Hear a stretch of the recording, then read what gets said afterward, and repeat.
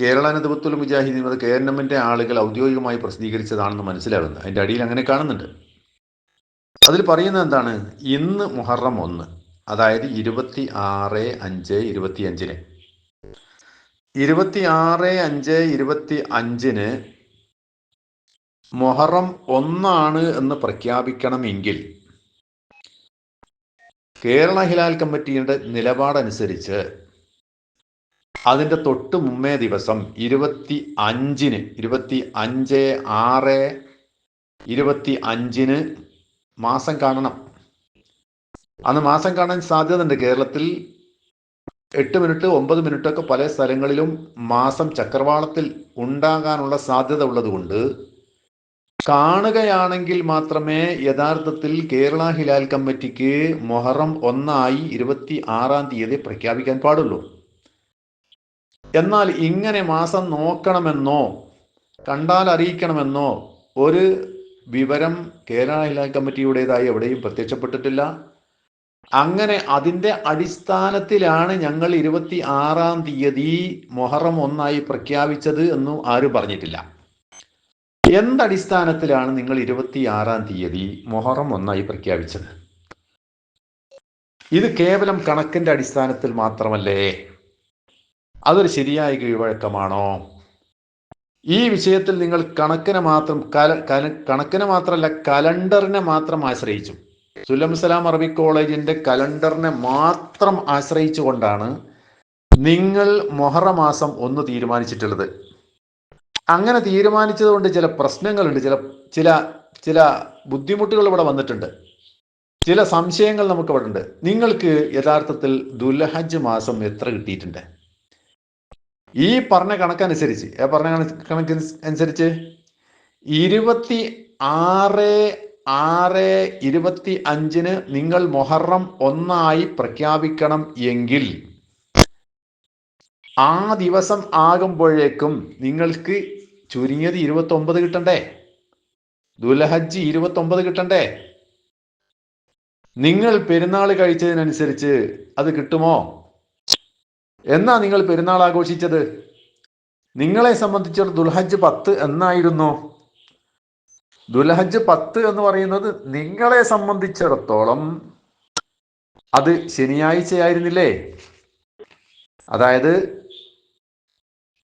ദുൽഹജ്ജ് 1 28 May 28 യഥാർത്ഥത്തിലാകേണ്ടത്. May 28 ദുൽഹജ്ജ് 1 ആകേണ്ടത്. സ്വാഭാവികമായും ദുൽഹജ്ജ് 10 എന്ന് പറഞ്ഞാൽ വെള്ളിയാഴ്ച ദിവസത്തിലാണ് വരേണ്ടത്. സൗദി അറേബ്യയിലൊക്കെ വെള്ളിയാഴ്ച ദിവസത്തിലാണ് പെരുന്നാൾ ആഘോഷിച്ചത്. ലോകത്തിലുള്ള മഹാഭൂരിപക്ഷം മുസ്ലിമീങ്ങളും പെരുന്നാൾ ആഘോഷിച്ചത് ജൂൺ 10 വെള്ളിയാഴ്ചയിലാണ്. എന്നാൽ അത് മാത്രല്ല, ഈ പറയുന്ന മാസം ദുൽഹജ്ജ് മാസം കാണുക എന്നുള്ളത് ഈ കഴിഞ്ഞ ദുൽഹജ്ജ് മാസം 1 എന്ന് പറഞ്ഞാൽ ലോകത്ത് എല്ലാ സ്ഥലത്തും ഉദയസാധ്യതയുള്ള ദിവസമാണ്.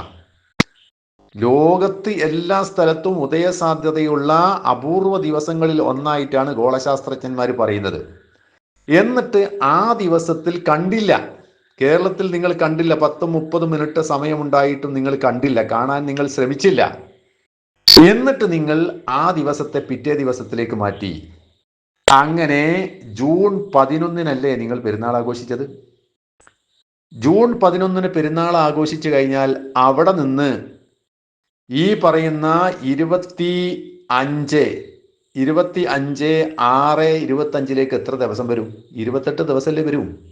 അപ്പൊ 25 നിങ്ങളെ സംബന്ധിച്ച് 28 നിങ്ങൾ പെരുന്നാൾ ആഘോഷിച്ചതിനനുസരിച്ച് 28 ദിവസത്തിൽ നിങ്ങൾ മാസം കണ്ടോ?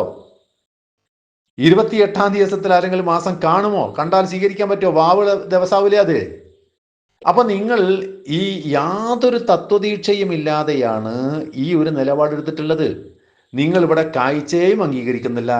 നിങ്ങൾ ആകെപ്പാടെ നിങ്ങൾക്ക് തോന്നിയതുപോലെ ആണ് ചെയ്തുകൊടുക്കുന്നത്. അതായത് ഈ പറയുന്ന 25 നിങ്ങളെ സംബന്ധിച്ചിടത്തോളം ദുൽഹജ്ജ് 28 ഉള്ളൂ. അതുകൊണ്ട് തന്നെ നിങ്ങൾ മാസം നോക്കുക എന്ന വിഷയത്തിലേക്ക് പോയിട്ടില്ല. നിങ്ങൾ നിങ്ങളുടെ കലണ്ടർ അനുസരിച്ച് ശരിക്ക് ഒറിജിനൽ കലണ്ടർ പ്രകാരം 25 29 ആകേണ്ടത്.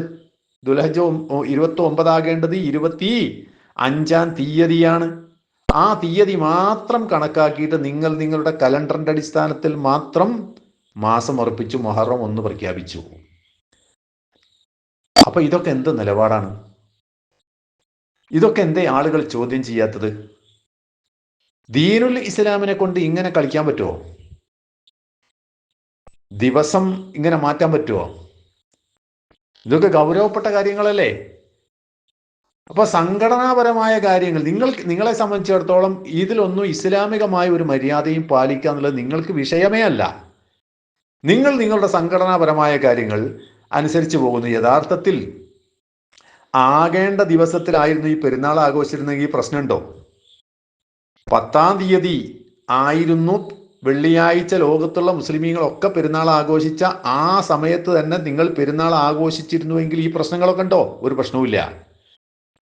അന്ന് നിങ്ങൾ കേരളത്തിലെ മഹാഭൂരിപക്ഷം വരുന്ന സമസ്തക്കാര് പെരുന്നാൾ ആഘോഷിക്കുന്നില്ല എന്ന ഒറ്റ കാരണത്താൽ നിങ്ങൾ ഡേറ്റ് മാറ്റിയത് കൊണ്ടല്ലേ ഈ പ്രശ്നം മുഴുവൻ ഇവിടെ ഉണ്ടായത്, അല്ലേ? അപ്പോൾ ഗൗരവപ്പെട്ട കാര്യമല്ലേ ഇത്? കേരളത്തിലെ സമസ്ത കുബൂരികളായ ആളുകൾക്ക് വേണ്ടി ദീനുൽ ഇസ്ലാമിന്റെ ഇബാദത്തുകൾ നിങ്ങൾ തീരെ എഴുതി കൊടുക്കാൻ വേണ്ടിയിട്ടാണോ ഈ പണിയൊക്കെ കളിക്കുന്നത്? അതുകൊണ്ട് നിഷ്പക്ഷന്മാരും സത്യസന്ധന്മാരുമായ ആളുകൾ ശരിക്കും ആലോചിച്ചോ. ഇതൊക്കെ ഹക്ക് വെളിപ്പെടാനുള്ള ഓരോരോ സന്ദർഭങ്ങളാണ്. ആ ഹക്ക് ഇവിടെ വെളിപ്പെട്ടിരിക്കുകയാണ്. ഈ നിലപാടുകളൊന്നും ശരിയല്ല എന്നതിൻ്റെ വ്യക്തമായ തെളിവാകുന്നു ഇത്. അതുകൊണ്ട് തന്നെ നമ്മൾ പറയുന്നത് ഈ തല്ലുപിടിക്കാൻ നിൽക്കാൻ മെനക്കെടേണ്ടതില്ല. സൗദി അറേബ്യ ഈ കാര്യത്തിൽ ഓരോ മാസവും അവർ നോക്കുകയും മനസ്സിലാക്കുകയും പ്രഖ്യാപിക്കുകയും ചെയ്യുമ്പോൾ അത് ഫോളോ ചെയ്ത് കഴിഞ്ഞാൽ ഈ ബുദ്ധിമുട്ടൊന്നും ഇവിടെ അല്ല. ഈ കസേരക്കളിയാണ് ഇവിടുത്തെ യഥാർത്ഥത്തിലുള്ള പ്രശ്നം എന്നുള്ളത് പൊതുജനം മനസ്സിലാക്കുന്നത് നല്ലതാണ്. വേറെ ഒരു കൂട്ടം ആളുകൾ അവർക്ക് മുഹറം 1-ാം തീയതി 27-ാം തീയതി വെള്ളിയാഴ്ചയാണ്. കേരളത്തിലെ AP വിഭാഗം സമസ്തക്കാരാണ് 27-ാം തീയതി 1 ഉറപ്പിച്ചിട്ടുള്ളത്. വേറെ ചിലർ ഉറപ്പിച്ചിട്ടുള്ളത് 28-ാം തീയതിയാണ്. അതായത് EK വിഭാഗം സമസ്തക്കാർ 28-ാം തീയതിയാണ്. മുജാഹിദുകളിലെ വിസ്ഡം വിഭാഗം ഉറപ്പിച്ചിട്ടുള്ളത് അവരും 28-ാം തീയതിയാണ്. ഇനി വേറെ മുജാഹിദ് വിഭാഗത്തിൽ പല ആൾക്കാരും കണക്കിന്റെ അടിസ്ഥാനത്തിൽ ചെയ്യുന്നുണ്ട്. അവരേതായിരുന്നാലും 26-ാം തീയതി ആവാൻ സാധ്യതയുള്ളൂ. അപ്പം മൊത്തം ടോട്ടൽ നമ്മൾ കണക്കൂട്ടി കഴിഞ്ഞാൽ പിന്നെ കേരളത്തിലെ ശനിയാഴ്ചയും ഞായറാഴ്ചയും തിങ്കളാഴ്ചയും ഒക്കെ നോമ്പായി എന്ന് വെച്ചാൽ ഒരു മാസം ഉദിച്ചത് 4 ദിവസത്തിൽ. കർണാടകത്തിലൊക്കെ വേറൊരു കോലത്തിലാന്ന് പറയുന്നത്. അപ്പോൾ ഇങ്ങനെ സംഭവിക്കുമ്പോൾ ആരാണ് ഇതിൽ ജനങ്ങൾ എന്നൊരു ചോദ്യം ഇവിടെ ബാക്കിയായി കിടക്കുന്നുണ്ടല്ലോ. നമ്മുടെ കൂട്ടത്തിലെ ഒരു വിഭാഗം ആളുകൾ ജനങ്ങളോടുകൂടി നോമ്പെടുക്കുക, ജനങ്ങളോടുകൂടി പെരുന്നാൾ ആഘോഷിക്കുക എന്നതിനെ അടിസ്ഥാന നിയമമാക്കി അവതരിപ്പിക്കുന്നുണ്ടല്ലോ. അത് റമദാൻ മാസത്തിലെ നോമ്പിലേക്കും ശവ്വാലിലെയും ദുൽഹജ്ജിലെയും പെരുന്നാളുകൾക്കും മാത്രമായ ഒരു കാര്യമാണോ, ഒരു നിയമമാണോ, അതോ മുഹറം മാസത്തിന് ബാധകമാകാത്തതാണോ എന്നുള്ളത് അവരൊന്ന് വിശദീകരിക്കണം. മുഹറം മാസത്തിലെ 9, 10 നോമ്പുകൾ വ്യത്യസ്തങ്ങളായ ദിവസങ്ങൾ ആയാൽ കുഴപ്പമില്ല. വിവിധങ്ങളായ സംഘടനകൾക്ക് വിവിധങ്ങളായ ദിവസങ്ങൾ തിരഞ്ഞെടുക്കാം എന്ന് വരുമ്പോ അതിൽ ആര് പറഞ്ഞതാണ് ഇപ്പൊ ജനങ്ങളുടെ അഭിപ്രായം ആവുക? കേരളത്തിലെ ഏറ്റവും അധികം വലിയ ഭൂരിപക്ഷമുള്ള വിഭാഗം ആരാണ്? EK വിഭാഗം സമസ്തക്കാരാണ്. അവരുടെ നിലപാട് സ്വീകരിക്കണോ? അത് കഴിഞ്ഞാൽ പിന്നെ AP വിഭാഗം സമസ്തക്കാരാണ്. അവരുടെ നിലപാട് സ്വീകരിക്കണം. ഒന്ന് വെള്ളിയാഴ്ച തുടങ്ങിയവരാണ്, രണ്ടാമത്തത് ശനിയാഴ്ച തുടങ്ങിയവരാണ്. അപ്പോൾ ഇതിൽ ആരെയാണ് നമ്മൾ പിൻപറ്റേണ്ടത്? ഇതിൽ ആരാണ് ജനങ്ങൾ? അല്ല, മൂന്നാമത് വിഭാഗമായ മുജാഹിദുകൾ തെരഞ്ഞെടുത്ത 26-ാം തീയതി മാസം 1 എന്നുള്ള നിലപാട് സ്വീകരിക്കണോ?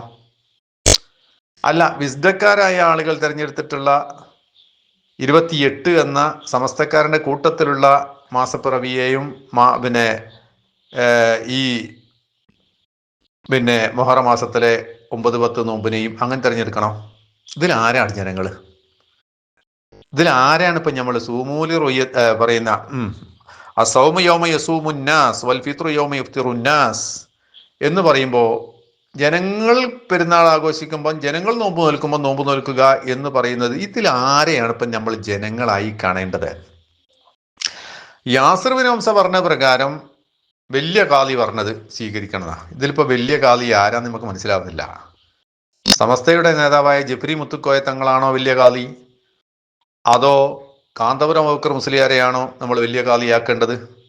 അപ്പൊ അങ്ങനെയാണ് ഇപ്പോൾ സംഘടനാ തലത്തിലാണ് ഉറപ്പിച്ചു വരുന്നത്.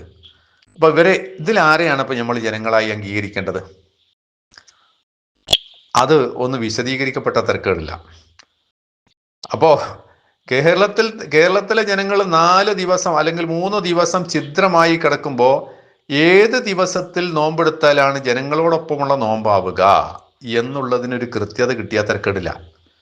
അത് യാസിർ ബിൻ ഹംസ എന്ന് പറയണം. അതല്ലെങ്കിൽ നമ്മുടെ കൂട്ടത്തിലുള്ള കുറച്ച് ആൾക്കാരുണ്ടല്ലോ, ഈ ഫിത്തന ഉണ്ടാക്കി പോയവരായ ആളുകൾ, മുഹ്സിൻ അയ്ദീദ്, നിയാഫ് ഖാലിദ്, ഇങ്ങനെ കുറച്ച് ആൾക്കാരുണ്ടല്ലോ, ഒരു ജനങ്ങളോടൊപ്പം പെരുന്നാൾ, ജനങ്ങളോടൊപ്പം നോമ്പ് എന്ന് അറിയുന്ന ഇവർക്കിപ്പ ആരുടെ കൂട്ടത്തിലാണ് നോമ്പ് നോൽക്കുക? അവര്